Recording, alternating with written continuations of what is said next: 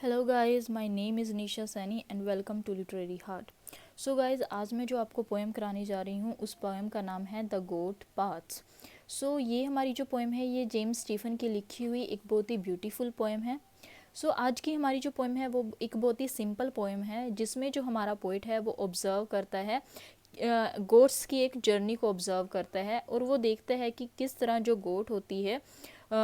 होती हैं वह इधर उधर हिल्स पर घूमती रहती हैं और जहाँ चाहे वो वहाँ बैठकर विश्राम कर सकती हैं, वो जहाँ चाहे अपनी मर्ज़ी से जा सकती हैं और किस तरह वो दूसरे लोगों को भी अपने काम से अपने तरीके से वो इंस्पायर करती हैं। हमारा जो पोएट है वो भी यही चाहता है कि काश वो भी उन गोट्स की तरह होता जो अपनी मर्ज़ी से कहीं भी जा पाता और अपनी मर्ज़ी से जो वो चाहता वो काम कर पाता और वो भी गोट्स की तरह दूसरे लोगों को इंस्पायर कर पाता। तो यही हमारी इस आज की पोएम में है। So guys, without wasting the time, let's start with the poem. हमारी ये जो पोएम है इसका जो फर्स्ट पैराग्राफ है वो देखते हैं। इसमें क्या है कि द क्रुक्ड पाथ्स, क्रुक्ड बोलते हैं टेढ़े मेढ़े, पाथ्स बोलते हैं रास्ते को, go every way upon the hill, hill किसको बोलते हैं? पहाड़ों को, पहाड़ियों को, ठीक है। कि the crooked paths go every way upon the hills, कि वो जो टेढ़े मेढ़े रास्ते हैं वह हिल्स के ऊपर हर तरफ जा रहे हैं, हर तरफ जा रहे हैं। They wind about through the heather, they wind about बोलते हैं टेढ़े मेढ़े रास्तों को फॉलो करना। यहाँ पर दे किसके लिए यूज़ किया गया है? दे यूज़ किया गया है गोट्स के लिए, या गोट्स का वो जो झुंड है उसके लिए दे वर्ड यूज़ किया गया है। कि वो जो गोट्स हैं विंड अबाउट का मतलब है कि टेढ़े मेढ़े रास्तों को फॉलो करना। Through the heather, through means के बीच से, और हीदर बोलते हैं झाड़ियों को, कि वह जो गोट्स का झुंड है वह झाड़ियों के बीच से उन टेढ़े मेढ़े रास्तों को फॉलो करती रहती हैं, उनके ऊपर चलती रहती हैं। आगे है in and out of the quiet sunniness, in and out of the quiet sunniness, sunniness किसको बोलते हैं? धूप को, सूरज की जो किरणें होती हैं उनको बोलती हैं। कि वो जो झुंड है, जो गोट्स का झुंड है वह उन झाड़ियों में से, वो जो हीदर हैं उनमें से इन एंड आउट, वह कभी उन झाड़ियों के अंदर जाती हैं और कभी उन झाड़ियों के बाहर आती हैं। ऑफ द क्वाइट सनीनेस, क्वाइट बोलते हैं जहाँ पर बहुत एकांत होता है, जहाँ पर बहुत ही शांति होती है। सनीनेस बोलते हैं धूप में, कि सूरज की किरणों में, धूप में एक ऐसा प्लेस जहाँ पर बहुत ही ज़्यादा शांति है और जहाँ पर वो झाड़ियाँ लगी हुई हैं, उनमें से जो गोट्स का झुंड है वह कभी उन झाड़ियों के अंदर जाता है और कभी वह उन झाड़ियों के बाहर आता है। मतलब कि वो अपनी मर्जी से जो भी चाहे वो अपनी मर्जी से वो वहाँ पर काम कर रही हैं। आगे है हमारा and the goats day after day stray in Sunny quietness, and the goats, और जो वो बकरियां हैं, day after day stray, stray का मतलब होता है एमलेसली घूमना, कि बिना मकसद के, बिना किसी काम के इधर उधर घूमना। इन सनी क्वाइटनेस, क्वाइटनेस होता है शांति के साथ। और इस तरह वो जो गोट्स हैं वह हर दिन डे आफ्टर डे बिना किसी काम के एमलेसली उस शांति के साथ धूप में घूमती रहती हैं। आगे है cropping here and cropping there, cropping का मतलब होता है कि जो फसलें होती हैं उनके जो लीफ होते हैं या फिर जो पेड़ पौधों के लीफ होते हैं उनको बोलते हैं क्रॉपिंग। मतलब क्या है यहाँ पर क्रॉपिंग हियर, मतलब कि वो चरती रहती हैं, वो जो लीव्स होते हैं उनको चरती रहती हैं। क्रॉपिंग हियर कि वह कभी इधर चरती हैं, एंड क्रॉपिंग देयर, और कभी वो उधर चरती हैं, वो इधर उधर उस शांति से अपनी चरती रहती हैं। आगे है कि as they pose and turn, as they pose, pose का मतलब होता है रुकना, स्थायी होना, स्थिर होना, कि जैसे ही वह वे रुकती हैं, एंड टर्न, और वो टर्न करती हैं, एंड पास, फिर वो पास से गुजरती हैं, निकलती हैं। Now a bit of heather spray, spray का मतलब होता है कि हीदर स्प्रे का मतलब, हीदर स्प्रे का यहाँ पर इकट्ठा मतलब आएगा। हीदर स्प्रे होता है कि झाड़ियों की जो पतली शाखाएं होती हैं। Now a mouthful of grass, ये जो हमारी लास्ट की 4 लाइन्स हैं इनका मीनिंग हम इकट्ठे करेंगे। इनका मतलब है कि now a bit of heather spray, कि वो जो पतली झाड़ियाँ हैं उनमें से जो कुछ एक पतली झाड़ियाँ हैं। Now a mouthful of the grass, now a mouthful of grass मतलब कि वो जो भेड़ें हैं जब वो उन पतली शाखाओं के पास से गुजरती हैं, now a mouthful of the grass, तो उनका जो माउथ होता है वह पूरी तरह से ग्रास से भरा हुआ होता है और वो अपनी मर्जी से वहाँ पर चरती रहती हैं। इस पूरे पैराग्राफ का मतलब यही है, इस पूरा जो पैराग्राफ है इसमें जो हमारे पोएट हैं वो हमें यही समझाना चाह रहे हैं कि किस तरह जो गोट्स का एक झुंड है वह अपनी मर्जी से टेढ़े मेढ़े रास्तों के ऊपर घूमता रहता है और कभी वह झाड़ियों के अंदर जाता है और बाहर जाता है, मतलब कि अपनी मर्जी से वो कहीं पे भी आराम से चढ़ सकता है। जो हमारा नेक्स्ट पैराग्राफ है, नेक्स्ट पैराग्राफ में जो पोएट हैं वो कह रहे हैं कि in the deeper sunniness in the place where nothing stir, in the deeper sunniness, sunniness किसको बोलते हैं, धूप को, एंड डीपर, डीपर बोलते हैं गहरी, कि इन द डीपर सनीनेस, की गहरी धूप में, in the place where nothing stir, stir का मतलब होता है हलचल होना, कि उस गहरी धूप में एक ऐसे प्लेस पर जहाँ कुछ भी हलचल नहीं होती है, जहाँ किसी तरह की कोई भी हलचल ना हो रही हो। Quite in the quietness, quite in the quietness in the quiet of the फर्स, फर्स हम बोलते हैं कांटेदार झाड़ियों को, कि क्वाइटली इन द क्वाइटनेस, कि बड़े ही आराम से, एकांत में बड़े ही आराम से, इन द क्वाइट ऑफ द फर्स, क्वाइट ऑफ द फर्स का मतलब क्या है कि बड़े ही आराम से वो जो कांटेदार झाड़ियाँ हैं उनके बीच में, दे स्टैंड अ वाइल, दे किसके लिए यूज़ किया गया है, गोट्स के लिए, स्टैंड मतलब खड़ा होना, अ वाइल मीन्स थोड़ी देर के लिए, कि वो जो झाड़ियाँ हैं उन झाड़ियों के बीच में बड़े ही आराम से शांति के साथ they stand a while, they stand a while मतलब कि वो थोड़ी देर के लिए खड़ी हो जाती हैं, रुक जाती हैं, दे ड्रीम, वे वहाँ पर खड़ी होकर सपने लेती हैं, दे लाई, लाई मतलब वो बैठ जाती हैं या लेट जाती हैं, दे स्टेयर, स्टेयर का मतलब होता है टकटकी लगाकर देखना, दे स्टेयर मतलब कि वो टकटकी लगाकर देखती हैं, upon the roving sky, roving sky मतलब होता है मूविंग क्लाउड्स, के आसमान में बादल होते हैं जब वो इधर उधर मूव कर रहे होते हैं, उस टाइम पे जो वो गोट्स होती हैं वह वहाँ पर ड्रीम लेती हैं और वो नीचे लेट जाती हैं और वो टकटकी लगाकर उन मूविंग क्लाउड्स को देखती हैं और उन मूव कर रहे जो बादल होते हैं उनकी तरफ देखती हैं और सोचती रहती हैं। सो गाइज ये हमारा सेकंड पैराग्राफ था। आगे हम थर्ड पैराग्राफ की तरफ चलते हैं। थर्ड पैराग्राफ में क्या है कि if you approach they run away, if you approach कि अगर तुम उन तक पहुंचते हो, उनके पास जाते हो, दे रन अवे, दे यहाँ पर फिर किसके लिए यूज़ किया गया है, गोट्स के लिए यूज़ किया गया है, कि अगर तुम उन गोट्स तक पहुंचते हो, दे रन अवे तो वो वहाँ से भाग जाती हैं। They will stare, they will stare means कि वे टकटकी लगाकर देखेंगी, एंड स्टैम्प, स्टैम्प होता है जोर से अपने पैर को ज़मीन पर मारना, कि वो क्या करेंगी कि जब तुम उनके पास जाओगे वो वहाँ से भाग जाएंगी। दे विल स्टेयर, तो जब तुम उनके पास जाओगे तो वो तुम्हें टकटकी लगा कर देखेंगी, तुम्हारी तरफ घूर कर देखेंगी। एंड स्टैम्प, स्टैम्प होता है ज़मीन पर पैर मारना बड़े ज़ोर से, तो वो अपने पैर को ज़मीन पर मारेंगी। एंड बाउंड, बाउंड का मतलब होता है जंप करना, एंड बाउंड और वो जंप करेंगी with a sudden angry sound, with a sudden angry sound, angry sound means गुस्से वाली आवाज़ के साथ वो अपने पैर को ज़मीन पर मारेंगी और उछलकर वो दूसरी तरफ चली जाएंगी और वो जंप करेंगी।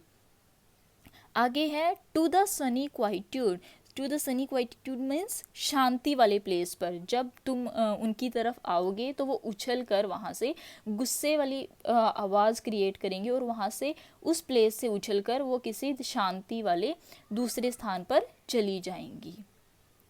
आगे है to crouch again where nothing stir in the quiet, to crouch again, crouch का मतलब होता है नीचे झुकना, तो वो क्या करेंगी टू क्राउच अगेन, तो वो दोबारा नीचे झुकेंगी वेयर नथिंग स्टियर, उस प्लेस पर जहाँ पर किसी तरह की कोई भी हलचल ना हो रही हो। आगे है in the quite, in the quite, quite होता है ऐसा प्लेस जहाँ पर बहुत ही शांति होती है। In the quiet of the furze, furze बोलते हैं कांटेदार झाड़ियाँ, कि कांटेदार झाड़ियाँ जहाँ पर बहुत ही शांति है। To crouch them down again, to crouch, crouch का मतलब क्या होता है, क्राउच का मतलब होता है नीचे झुकना, कि वो जो कांटेदार झाड़ियां हैं जहाँ पर बहुत ही शांति होगी वह उस स्थान पर फिर से नीचे झुकेंगी और उस स्थान पर फिर से जाएंगी झाड़ियों के बीच में। एंड ब्रूड, ब्रूड का मतलब क्या हुआ, थिंक डीपली, ब्रूड बोलते हैं जब हम बहुत ही गहरा सोचते होते हैं, और वो बहुत ही गहराई के साथ सोचेंगे in the Sunny solitude. Sunny होता है ऐसा टाइम जहाँ पर थोड़ी थोड़ी धूप निकल रही हो, जहाँ पर धूप वाला प्लेस हो, और सॉलिट्यूड, सॉलिट्यूड मीन्स अकेलापन भी हो, शांति भी हो। मतलब क्या हुआ इस पूरे पैराग्राफ का, कि जब कोई भी वो जो बकरियां हैं, बकरियों की तरफ आएगा तो वो अपने पैर को जोर से ज़मीन पर मारेंगी और वो गुस्से वाली साउंड एक प्रोड्यूस करेंगी और वो अपने प्लेस से जंप करके दूसरे प्लेस पर आ जाएंगी जहाँ पर बहुत ही शांति होगी, और वो क्या करेंगी, वो नीचे झुकेंगी और एक ऐसे शांति वाले कांटेदार झाड़ियों के बीच में जाएंगी और उन झाड़ियों के बीच में जाकर वो फिर से नीचे झुकेंगी। नीचे झुककर वो वहाँ पर बहुत ही गहराई से सोचेंगी, एक ऐसे प्लेस पर जहाँ पे बहुत ही अकेलापन होगा, जहाँ पर बहुत ही शांति होगी, वह एकांत वाले प्लेस पर जाकर थिंक करना शुरू करेंगी, ब्रूड करना शुरू करेंगी। सो गाइज ये हमारा थर्ड पैराग्राफ था। आगे जो हमारा फोर्थ पैराग्राफ है, फोर्थ पैराग्राफ में क्या है, were I but as free as they. अब जब हम इस फोर्थ पैराग्राफ की तरफ मूव करते हैं, अब यहाँ पर जो हमारा पोइट है वो अपने बारे में सोच रहा है कि were I but as free as they. Were हम वहाँ पर यूज़ करते हैं जहाँ पर हम अपनी कोई विश को रिफ्लेक्ट करते होते हैं, विश को दिखाते होते हैं, शो करते हैं, कि were I but as free as they, कि काश मैं भी उतना ही फ्री होता जितनी ये बकरियां हैं। दे किसके लिए यूज़ किया गया है, उन गोट्स के लिए यूज़ किया गया है, कि काश मैं भी उतना ही फ्री होता जितनी ये गोट्स हैं। आई वुड स्ट्रे अवे, स्ट्रे का मतलब होता है भटकना, इधर उधर घूमना, कि आई वुड स्ट्रे अवे, कि काश मैं भी इधर उधर घूम पाता इन बकरियों की तरह। एंड ब्रूड, ब्रूड का मतलब होता है सोचना, और काश मैं भी इनकी तरह सोच पाता। I would beat a hidden way, I would beat, कि काश I would beat a hidden way, कि काश मैं भी छुपे हुए रास्तों को ढूंढ पाता। Through the quite heather spray, through means के बीच से, थ्रू बोलते हैं के बीच से, द क्वाइट, क्वाइट मीन्स शांति वाले, हीदर स्प्रे बोलते हैं पतली कांटेदार झाड़ियाँ, कि काश मैं भी पतली कांटेदार झाड़ियों के बीच से वो जो छुपे हुए रास्ते हैं, उन छुपे हुए रास्तों को ढूंढ सकता इन अ सनी सॉलिट्यूड। सनी मीन्स धूप निकली हुई, शांति वाला जो प्लेस है, उस शांति वाले प्लेस पर जाकर जहाँ वो कांटेदार झाड़ियाँ लगी हुई हैं, उन कांटेदार झाड़ियों के बीच में जो छुपे हुए रास्ते हैं, कि काश उन छुपे हुए रास्तों को मैं भी ढूंढ पाता। तो ये हमारा फोर्थ पैराग्राफ था गाइज। अब हम फिफ्थ पैराग्राफ की तरफ मूव करते हैं। फिफ्थ पैराग्राफ में क्या है कि and should you come I would run away, and should you come, should यहाँ पर इफ़ की तरह यूज़ किया गया है, कि एंड शुड यू कम, कि अगर तुम मेरी तरफ आते, आई वुड रन अवे, तो मैं वहाँ से भाग जाता। यहाँ पर ये जो इन्होंने यू वर्ड यूज़ किया है, यू वर्ड यहाँ पर प्रॉपर क्लियरली इन्होंने नहीं बताया कि यू वर्ड किसके लिए यूज़ किया है, बट यहाँ पर जो हमारे पोइट हैं, मे बी वो अपने किसी रिलेटिव के लिए या अपनी किसी बिलव्ड के लिए ये वर्ड उन्होंने यहाँ पर यूज़ किया है। तो वो यहाँ पर कहना चाहते हैं कि जब तुम मेरी तरफ आते, तो मैं भी उन गोट्स की तरह, जैसे वो दूसरे लोगों को देखकर भाग जाती हैं, तो मैं भी उन गोट्स की तरह वहाँ से भाग जाता। I would make an angry sound, I would make an angry sound, I would stare and stamp, कि आई वुड मेक, कि मैं भी बनाता,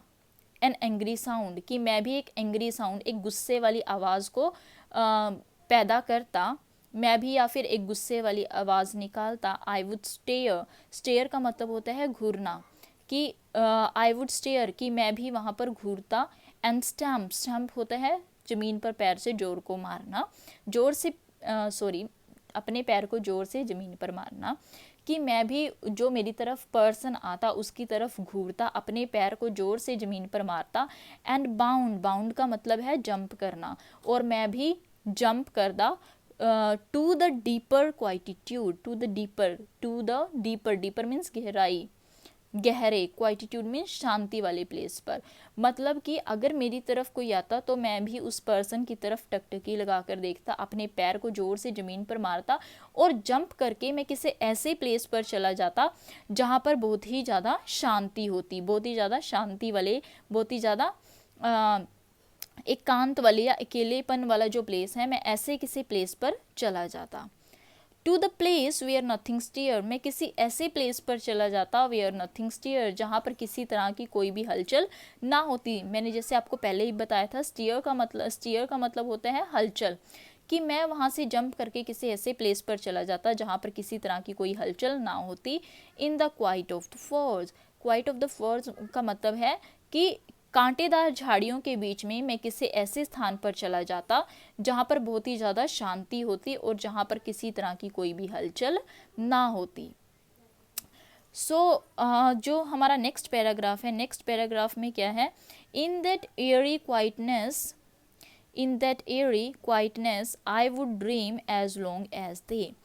इन द एयरी बोलते हैं हवादार, क्वाइटनेस मीन्स एकांत, कि उस हवादार एकांत में आई वुड ड्रीम, कि मैं भी सपने लेता, एज लॉन्ग एज दे, उतनी देर तक जितनी देर तक वो जो गोड्स हैं वो वहाँ पर खड़ी होकर सपने लेती हैं। मतलब क्या है, ये जो 5th 6th और हमारा 7th पैराग्राफ होगा, इसमें जो हमारा पोइट है वो अपने आप को गोड्स के प्लेस पे रखता है कि अगर मैं गोड्स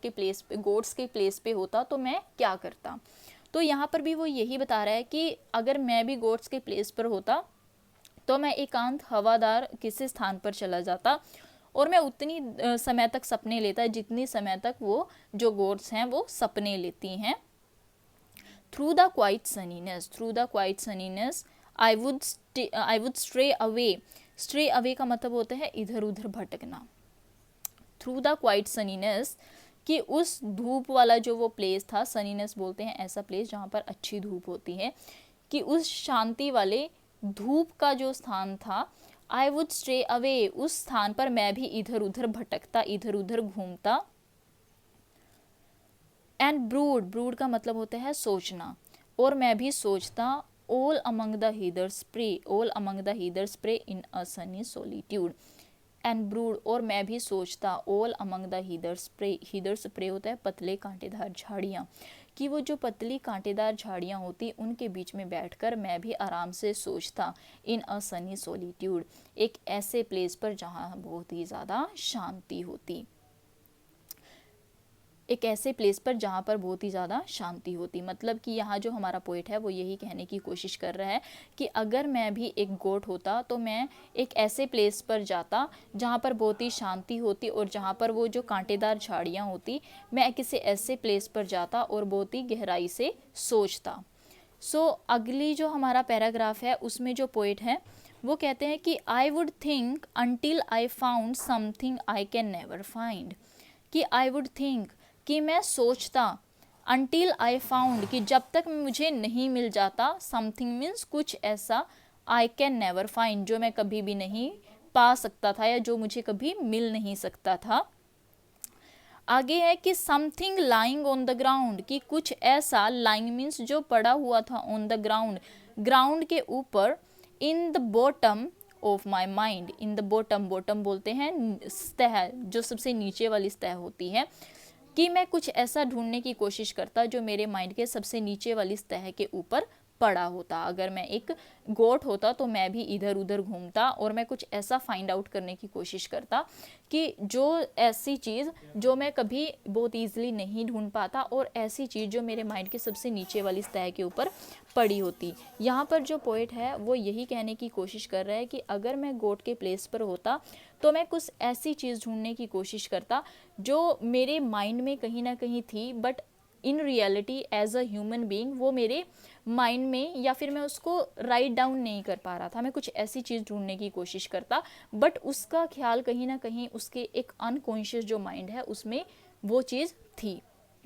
तो आज की जो हमारी पोएम है वो यहीं पर ख़त्म होती है। आई होप आपको समझ आई होगी। And if you like the video guys, please like, share and subscribe. And if you face any difficulty regarding the poem, you can ask me in the comment section below. Thank you so much for watching the video guys.